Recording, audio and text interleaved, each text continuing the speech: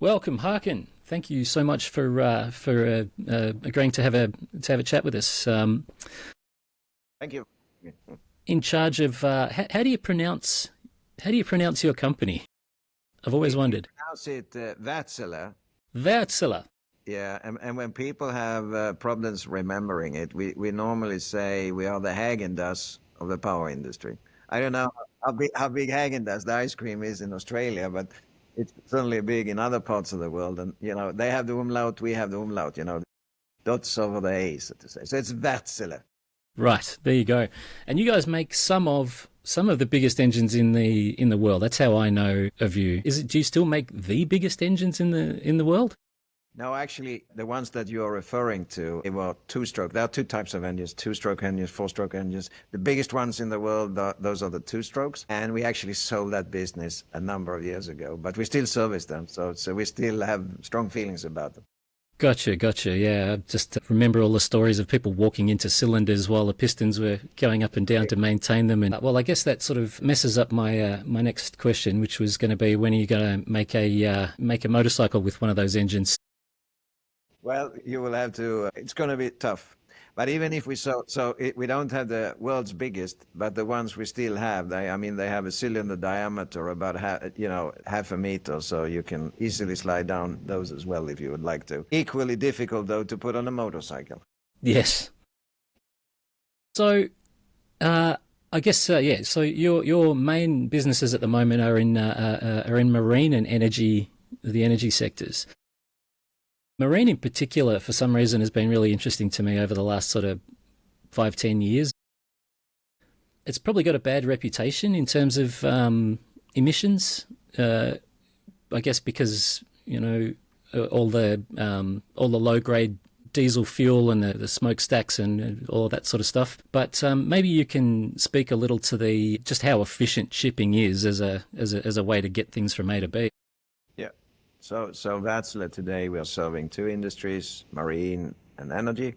And marine is about 60% of our business, and energy is 40%. We use, same type of piston engines in both industries. That's the kind of core of the business. Now, our strategy, if you want to sum it up in one word, is about decarbonization. So it's the journey of these two industries to decarbonize. Now, this journey is going to take time, and we are one of the technology leaders. The new technologies that we are bringing to the markets will certainly help these two industries to decarbonize, but realistically, it's going to take time. The other saying that we have is that green is not black or white. There are no single simple solutions. So there will not be a silver bullet.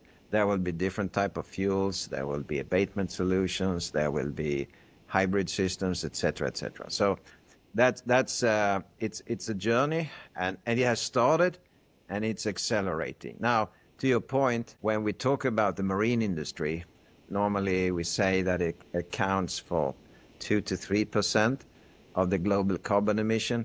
Somebody said that, if marine was a country, it would be the 8th country in the world, in terms of biggest carbon emission. Now, having said that, we should also acknowledge marine transports about 80% of world trade, and is actually a pretty energy efficient way to transport. But clearly, the industry has a challenge, and I think the industry is taking this challenge on. We have the International Maritime Organization. That's a UN organization. It's a global organization that actually sets the regulatory framework. It sets the emission targets for the whole industry, and they have formulated a target to be at net zero by or around, it's a bit vague, 2050. And what has happened quite recently is that they have their, you could say, environmental sessions, and they just had one, and the so-called MEPC 83. And the proposal is actually from the industry, from IMO, to introduce a carbon fee. And the final decision, because this is a proposal, the final decision is in October. And if the decision is taken, it's pretty interesting. It's a milestone, certainly for the marine industry. But I would say the marine industry is also going to go in the forefront. It will be one of the first industries in the world that will actually introduce a carbon fee, a global carbon fee, to kind of incentivize, carrot and a stick, the decarbonization journey. Okay, and is that largely because it's such a difficult like it's a difficult sector to decarbonize, so like there needs to be a huge financial incentive, I guess. Yeah, I mean, you need to make this transition happen. You need to create, you could say, a level playing field between the carbon solution and all the new great technology, including the new fuels, because the new fuels is 2 to 4 times more costly than the current fossil fuels. So to create a level field when people are competing, you need carbon fees. There is no doubt. But that is also coming step by step.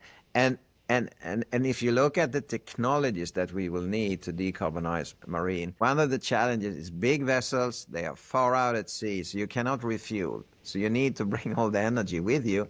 So you need kind of solutions, if it's fuel or batteries or whatever, that is you can carry a lot of energy on the vessel. Yep. So that's certainly one of the challenges. It's just energy, the density of how much juice your fuel packs in per liter. What are some of the other challenges? I guess you've got sort of materials handling challenges. You've got potential environmental threat challenges. You've got weight and space that they take up aboard the vessel. What other sort of things get in the way? I mean, diesel's so convenient. It's available everywhere. It's distributed all over the place. You've got that whole supply chain all organized all over the world. You know, there's a whole bunch of. If we start with the vessel itself, it's very much about, energy density. So you need to carry and be able to store enough fuel and then still carry cargo or people. Of course, there are solutions to this. I mean, diesel is not the only one. There is the carbon neutral fuels, which are all the biofuels. There is methanol, ammonia, etc., etc. So there are other alternatives, but that is one of the challenges. It needs to have a certain energy density. That's why, for instance, only using batteries on big vessels, it won't be the solution because you will have to carry too much batteries. Hybrid solutions, yes, when you use both the combustion and batteries, that will fly off also for big vessels. Now, so that's on the vessel side. I think the other challenge, if we start with the vessel, I'm going to go to the infrastructure second step, but first we stay on the vessel. It travels all over the world, and so you need to be able to bunker, to fill the energy in many parts of the world. So you need flexibility. You will need flexibility over time, because if you have the starting point that green is not black or white, that will be different. Different countries will go down different avenues in decarbonizing. And that means that you need an engine or a whole system on the vessel that is flexible, so you can bunker different fuels. Now, if you expand, then what are some of the other challenges? And it's clearly the infrastructure, and to build up the infrastructure so you can actually refill or bunker in all different type of ports all over the world. That's not an easy feat, so to say. There is a lot of investments needed there. So that's another area. A third area, like in all industries, we are digitalizing the industry, and it's a great tool to improve uptime, reliability, but also to reduce fuel consumption, reduce emission. And then cyber. Cyber is a major topic. How so? How does that play in? No, I mean, cybersecurity, I think when you have it's very simple. If you have a lot of computers, helping you to make decisions, making analysis, of course you get sensitive if somebody hijacks the computers. So like there's nothing unique for marine. We have it in our cars. We have it everywhere where we have a computer. But cyber is also a very important topic on the marine side. All right. Okay. So let's talk about some of the solutions, because I know, just looking through you guys' press releases, in terms of decarbonisation, there's a whole bunch of stuff that you're working on. I think the original thing that we got in touch about was your onboard carbon capture solution. So maybe let's start with that. Yeah. So I'd structure it a little bit different, because there are so many exciting technologies. So let's not get lost in all the details. I start a little top and then we drill down. Huh? And because, to your point, that there is a lot of things going on, and we are really positioning Wärtsilä as a technology leader in the transition. So it's all about innovation and technology in services, because services is also playing a vital part. So I'll get back to that. Now, when we think about, how can you decarbonize the industry, the first thing is, of course, to burn less fuel, to consume less energy. And people are making estimates by working on that lever alone, you can probably reduce somewhere 25-30% of energy. So there's still a lot to do. And here, a big driver in efficiency is, or I should say, the digital tools. So it's about how you optimize the operation of the vessel itself, how you optimize the route A to B, considering weather system, marine, water streams, etc., etc. So the digital side is really, really important as one of the major tools to decarbonize. Yeah, I remember. I think I did a story not too long ago about this idea that if you just make sure that every ship arrives just when it's needed, instead of arriving and waiting outside the port, you can save a huge amount of fuel. It annoys all the people on the boat who want to go and have a drink in the other city, but massive fuel savings. And you're fully right, because the marine, if now we're talking cargo, it's very different from the air industry. I mean, when we sit on the plane and the plane is taking off, it's already cleared when the plane is going to land, approximate time, and there is space at the destination airport. Marine doesn't work like that. There is a schedule, there is a approximate, you're going to arrive at a certain time, and you're supposed to get access to the key so you can unload. But what happens in reality, and this is part of the system, so the shipper or the captain, he sets out and he makes good efforts to mitigate winds and whatever, and he arrives at a certain port at the right date. But then the port might be full because the planning system is not as advanced as in the air industry. So the port will say, well, fantastic, you're here, Captain, but you will have to sit here and wait for a week. So then the captain has spent all the fuels and other good efforts to get to the port at a certain date, and then he still has to sit and wait. So there's a lot of waste in the system. And one might say, well, how hard could that be to fix? There's a lot of smart people trying to work with that. So it's not as easy as it seems, but there are for sure efficiency gains to be. Now, but it's not only about the efficiency. Then to the second bucket, that's abatement solutions. And that is basically, taking the exhaust at the source when it comes out from the engine and extracting the CO2, and then using it for something. I mean, either pumping it back into the well or using it as a raw material in chemical processes, maybe also for synthetic fuels in the future. Now, what we have just launched is, because I would say we're on the forefront of carbon capture, but we only do one piece of the equation. We do actually the device that takes out the carbon, that extracts the carbon. So, and it's an extension of our scrubber business. So now you can capture 70% of the carbon with a reasonable energy penalty, because you will always have an energy penalty. But it's a really efficient process. So that's fine. But now the whole ecosystem needs to evolve around how are we going to offload and what are we going to use it for? And there are a lot of people in the world, trying different avenues and finding different ways. But the ecosystem is not in place. However, we see this as one of the major retrofit solutions going forward. It's about 100,000 big vessels in the world, give or take. And you will need to retrofit quite a few of them going forward. So that's why we think abatement solutions will be really interesting from that perspective. But the ecosystem needs to evolve. Then we get into the third. Well, just before we move on from that one, yeah. What I always wondered about this solution is how much room does it take up? Like, how much cargo are you sacrificing, I guess, to capture this carbon and store it? So it's handleable because you compress it. In some vessels, you can actually put a tank or two tanks on the top of the vessel, and in some vessels it's trickier, but you compress it. That's basically the answers. Yep. Like, what's the sort of, I guess, what's the green premium here? How much, roughly, in terms of percentages or something, how much extra would it cost to run clean or cleaner this way? That's, I mean, we normally say that, cost to extract is about 50 to 70 euro per metric ton.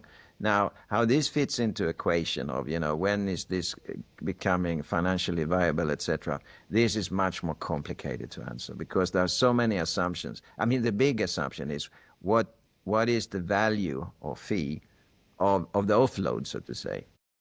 And there is no single simple answer to this. But we think if you assume that the green fuels will cost 2 to 4 times, the abatement solutions, they will be competitive. That's our view, at least. Okay. Okay. Then moving on to the fuels. So basically we talk about the fossil fuels, the carbon neutral fuels, and the zero carbon fuels. And the fossil fuels, I mean, we need to acknowledge that they will be around for quite some time. There are 100,000 big vessels out there. We won't switch them now over night or two, or even a year. It would take decades to change them out. Now, one big step is to go to gas. And gas is only better than, from an emission perspective, than heavy fuel oil. And what we are doing on our side, so we continue to invest in the fossil technology, bringing down methane slip, etc. Basically improving efficiency and thereby reducing emissions. So that would be moving to basically compressed natural gas, or right. And you can get the right energy density with that. It's not okay. Yeah. That's in place already today. Now, then you go to the next step, and those are the carbon neutral fuels. And here you have all the biofuels. I mean, you consider the circular of the carbon atom going back, etc. I know it takes time, but so you have the carbon neutral fuels. Methanol is also a new carbon neutral fuel, with the assumption that you actually produce it with green energy, so to say. So there's been quite a lot of methanol engines sold by now, certainly in the container space. So that is moving along. Then we come to yeah, please. You might have to refresh my memory on methanol. I think I looked into this at one point, but I forget things as quickly as I learn them. That is a relatively minor adjustment to the engine design. Is that correct? It's you can use pretty much the same engine with some tuning differences. What's it like in terms of energy density and all of those things? So you it's not as easy as you take an existing engine, you just pour methanol in the tank. You need a new type of engines, but it's not that you need to replace the whole engine. It's the fuel injection. There is quite a lot of tuning, so there is development. So it's not as just to blend in. That Yes. would be, but it requires new engine technology. But we have developed it, and there are others that has developed it as well. Now, when it comes to energy density, on the methanol, if using approximate numbers, if you need 1 cubic meter of heavy fuel, you will need 2 cubic meter of methanol. So it's still manageable. Right, but it might just put a range cap on certain. It will, but in the studies for big container vessels, etc., you manage that. So it's not an issue. Then we come to the zero carbon fuels, and there are basically 2 zero carbon fuels. There is ammonia and there is hydrogen. And so there are no carbon atoms anymore in those fuels. And our view is that ammonia will be, if you want to go zero carbon, ammonia will be the way forward because of energy density. Hydrogen, it's great. It can't achieve the energy density needed for the marine application. So it will need to be ammonia. Now, ammonia is poisonous, and I mean, all these things are poisonous, but ammonia is highly poisonous. And therefore, there is a whole system that we have evolved to handle the whole fuel and the exhaust and everything. And that is one of the major steps. I mean, ammonia, we just sold our first ammonia engine, so the technology is coming. But of course, it's a new fuel, and with the safety, concerns, it's a big mental shift, and it will take some time, step by step. And then hydrogen. Just quickly on the ammonia thing. There's a whole bunch of different ways you can use ammonia. You can throw it into a combustion situation. You can run it through crackers and fuel cells. I think last time I was looking into this, there was like solid oxide fuel cells under development that could get much more out of it in terms of an electro fuel. Which pathways are you guys traveling down? So we are using the piston engines, to basically burn the fuel. But you're right, there is also fuel cells. The fuel cells are still at an earlier stage. What energy efficiency will they reach? What capabilities are ramping up, ramping down? What will be the overall cost of the technology? There's still a lot of question marks around that technology. We are focusing on the combustion engines, and they are prepared for it. So, as I said, we are delivering right as we speak, with good energy efficiency, because energy efficiency is key. Otherwise, you won't be competitive. So, from ammonia then to hydrogen, and we also develop our engines for hydrogen. It's more for land application because, as we talked about, we're also in energy, so it's more for the energy business in our case. And I think the challenge that all the green fuel have is that they are not available today in the right quantities, because both energy and marine needs a lot of fuel or a lot of energy, and they are still costly, the fuels, as I said, 2 to 4 times. And this is why the carbon fees are needed to create the level playing field, so to say. Now, we sketched, the major avenues. There is actually one additional one, and that is the hybrid systems, and that's combining batteries and engines. And you use that kind of peak shaving, and you can save a lot of fuels. But so it's really about being more efficient, 25-30% savings potential there. The rest, it's about abatement solutions and the new fuels. The good thing is that the technologies are here. It's not like we need some futuristic technology. It's actually here. But of course, a lot of investments needed. And we need the financial frameworks to incentivize people to go down this route. What do you think the chances are of this notion getting through with the carbon tax? Well, I just came from North Shipping, which is a big industry fair where the whole world is getting together, and listening to people there. These are the people sometimes sitting in the IMO, etc., etc. I think there is a careful optimism about having a decision. Of course, US stepped out, but China, Brazil, India, Europe all voted for. And so there is a careful optimism, but it's not a tick in the box yet. So let's see in October.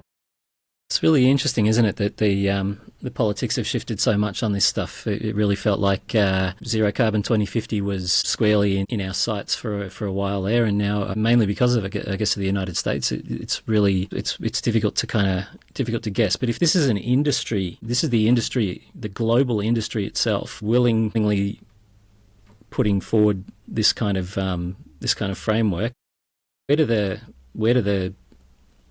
does the carbon tax go to in that arrangement? So the mechanisms, which are quite complex, but basically the whole thinking is that the tax tax or fee or whatever we want to call it, that you collect, goes back to the industry to incentivize further development of technology and further investments in green vessels, basically. So from that perspective, it goes back into the industry to even further support the decarbonization. Okay, so you guys have you've got the carbon capture solution. You've got the first sale of the ammonia engine. That's a sale. That's not on. It's not on a commercial vessel yet. It will go on one of those offshore service vessels. And it will be in operation next year. Gotcha. You're working with some full electrification stuff as well. How long till we see this stuff start rolling out at scale? What's your sense of how the ecosystem can evolve to bring it all together? So and this is the thing, that this is capital intensive, slow moving industry. So we cannot look at this from one year to the other. We need to take 5-10 year horizon. And also, as I said before, it will take time to scale up the availability of the green fuels. And there is, quite frankly, right now, some chicken and an egg, situation. But the positive thing is that technology is available, and that's becoming available as we speak. IMO is already in 2023. They introduced one regulatory framework. Now with this MEPC 83, they actually strengthen it once hopefully the decision is taken. So if you look at this from a 5-10 year perspective, there is a lot of things happening. And one thing that we shouldn't forget is that the lifetime of a vessel is 25 years. So it means that if you're investing in a new vessel today, you need to take into consideration what will happen the coming 25-30 years. And during this year, decarbonization will happen. So that's why we are engaged with, fleet owners, shipyards, for the new vessels. How are we going to think? And the key thing, as I said, fuel flexibility and fuel efficiency. So that's why things are starting to happening already now, although it will take years until we really see a large set of ships running on green fuels. Yeah, and then I guess there's all these other strange unintended problems that will need to be solved.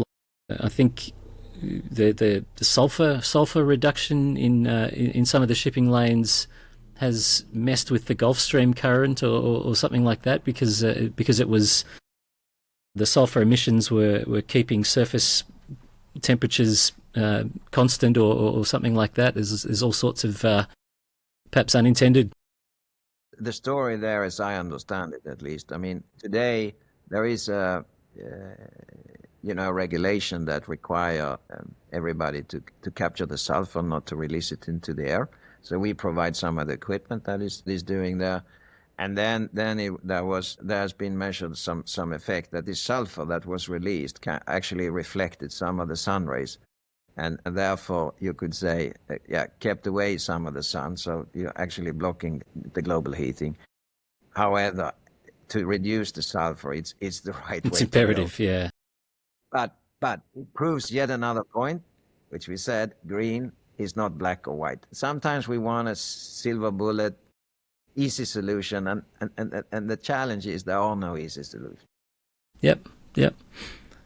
Yeah, so I guess it's just a step-by-step, finding what's practical in what application, finding what's going to work in the market today, 5 years, 20 years, and just slowly. And this is said by Wärtsilä, and we are the technology leader, and we want the transition to happen. So we are not trying to hold back. We want to accelerate. We want it to go faster. But we also want to be a bit realistic, because it's a lot of capital. And the transition, yes, it needs to, be environmentally sustainable, but it needs also to be financially viable. And therefore it will take time. So we are supporting, please accelerate. We need to do it for the world, clearly, but let's also be a bit realistic about the magnitude of the change. No, very interested to hear what happens in October. That could be massive. Absolutely. It's a milestone. It's a milestone for the whole industry, and it's actually one of the few, if not the first, I'm not sure, but it's one of the first industries that will actually pass a global regulation on a carbon fee. Global. Yep, and it's one of between long distance marine and aviation. I think those are probably two of the hardest sectors in terms of technology to clean up. So very encouraging. I guess there's every chance that solutions developed here might help with aviation as well, and because you're dealing with some of the same problems.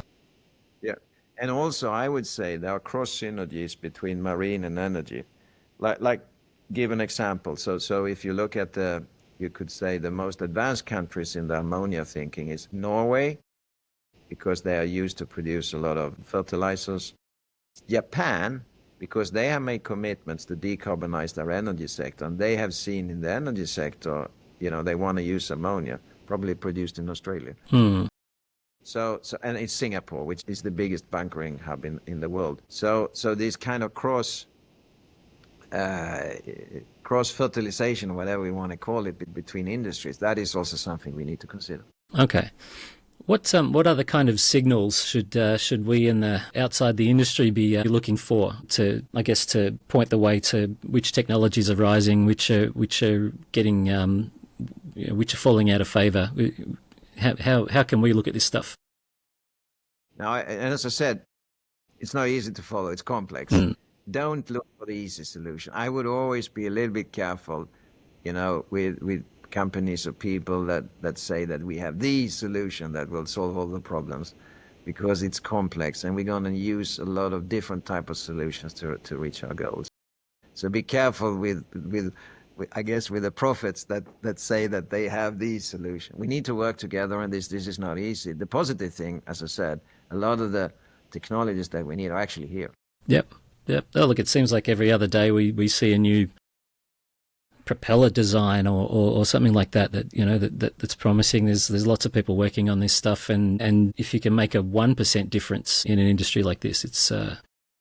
I think you touched upon a very important topic. This, take it step by step. And I'm saying I want to accelerate, but to make it viable, take it step by step. Because if we want to jump to 100% immediately, the financial burden is huge, and that will block us actually. take it step by step, but do look at continuous improvement all the time. That's the most viable way forward.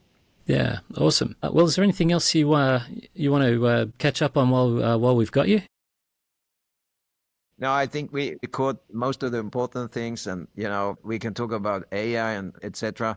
I'm not sure. There's a lot of talk of AI these days, and we certainly use it's part of the digital toolbox that we use to improve efficiency, so to say, and there is a lot of exciting things going on. Yeah. Really good talk. No, it's fascinating. It's fascinating stuff. It's a big lever that you're trying to move here, and I guess all we can say from the outside is best of luck. We're counting on you. This is one of the key points that I should maybe highlight. The transition requires the different players in the ecosystem to cooperate. Nobody can make this alone. We can bring our technology, but we have the shipyards, we need the fuels, we have the operators, and really this cooperative approach, trial and learning, that's the way forward. I mean, this is changing the way we work. I mean, if you go back 10 years, the biggest secret we had was when we're going to launch a new engine or new technology, because you wanted to be first to the market and then benefit from the first mover advantage. This logic doesn't work these days. So what we try to do is we try to signal that, we will have an ammonia engine and we will have this technology, because the whole ecosystem needs to follow. If I'm the first and the ecosystem is not there, I won't sell anyway. That's also, cooperation is key. And cooperation sometimes is not easy. I'm not saying that, but it's really needed for the way forward. Yeah, that's certainly an interesting way to think about it. Yeah. Awesome. Well, thank you so much. Thanks. Have a nice day. Huh? Cheers. And if we keep our windows open.